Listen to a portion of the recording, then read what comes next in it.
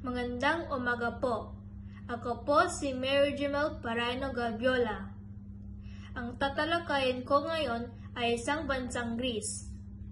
Ito ay isa sa mga kontinente ng Europa.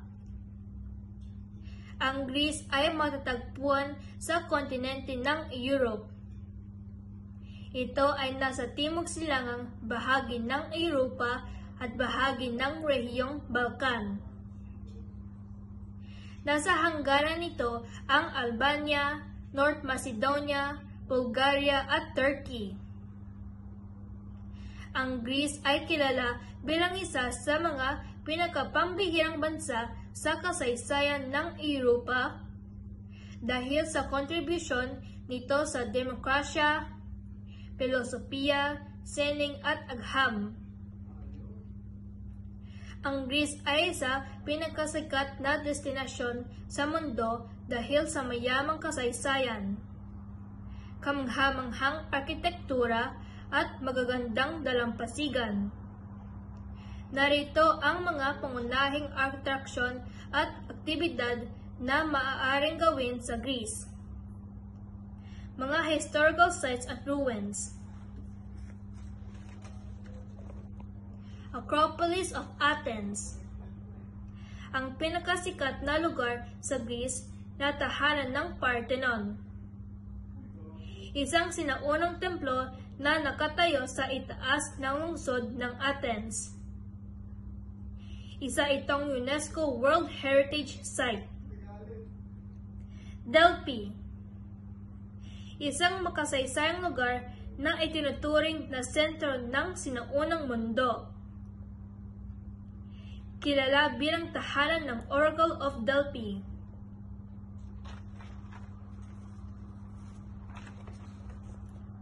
Olympia. Dito nagsimula ang Olympic Games noong 776 BC. Makikita rito ang sinaunang Olympic Stadium at iba pang monumento, mga isla at dalampasigan. Santorini.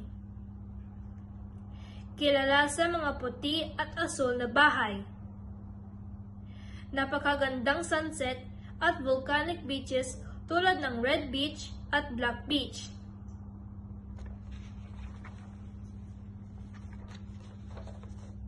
Crete.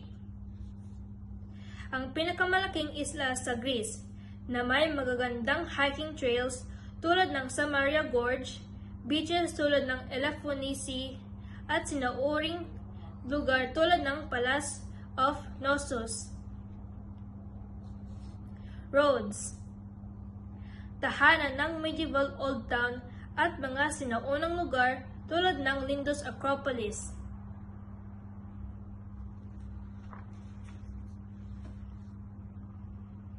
Kultura at tradisyon. Greek foods. Subukan ang mga lokal na pagkain tulad ng moussaka, souvlaki, tzatziki at baklava. Greek festivals. Kabilang dito ang mga relihiyosong pagdiriwang, mga tradisyonal na musika at sayaw, pati na rin ang mga wine festivals.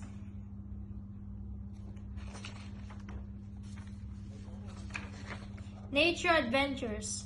Mount Olympus.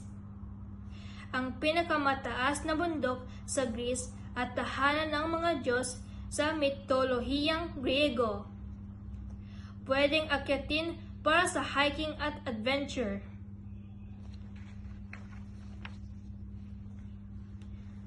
Mga aktibidad sa tubig. Sailing sa Aegean Sea. Scuba diving at snorkeling. Maganda ang mga coral reef at wreck diving sa isang isla tulad ng Crete at Santorini. Athens, ang kabiserang lungsod. Bukod sa Acropolis, huwag kalimutang bisitahin ang Plaka, lumang distrito na puno ng mga tavern at souvenir shops. National Archaeological Museum at Temple of Olympian Zeus. Maraming hayop ang matatagpuan sa Greece dahil sa iba't ibang ecosystem nito, mula sa mga bundok hanggang sa mga dagat. Narito ang ilan sa mga hayop na makikita doon. Mga hayop sa kalikasan. Brown bear. Karaniwang nasa hilagang bahagi ng Greece, lalo na sa Pindus Mountains. Chamois. Isang uri ng kambing na naninirahan sa kabundukan. Red fox. Makikita sa iba't ibang bahagi ng bansa. Wolf. Matatagpuan sa mga kagubatan ng Northern Greece.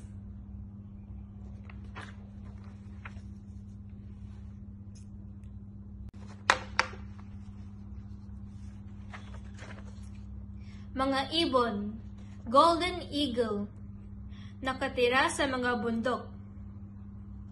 Dalmatian pelican, matatagpuan sa mga lawa at wetlands tulad ng Lake Prespa.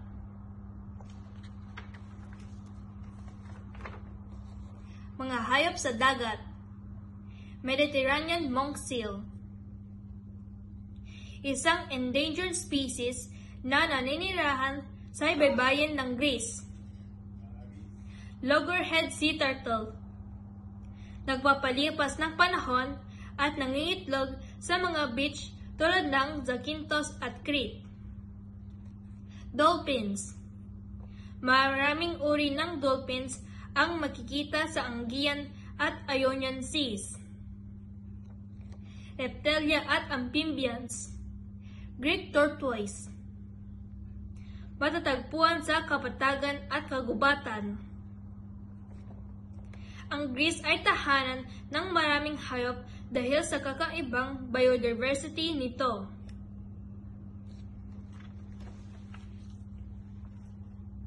Tips kapag bumisita sa Greece. Best time to visit: Abril hanggang Oktubre para sa magandang panahon.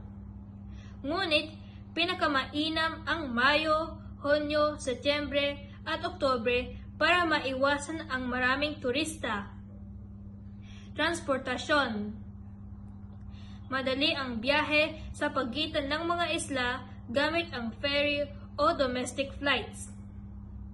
Ang currency ay euro. Ang Greece ay perpekto para sa history, kultura at relaxation. Maraming salamat po. Ako po muli si Mario Jemel Parano Gaviola.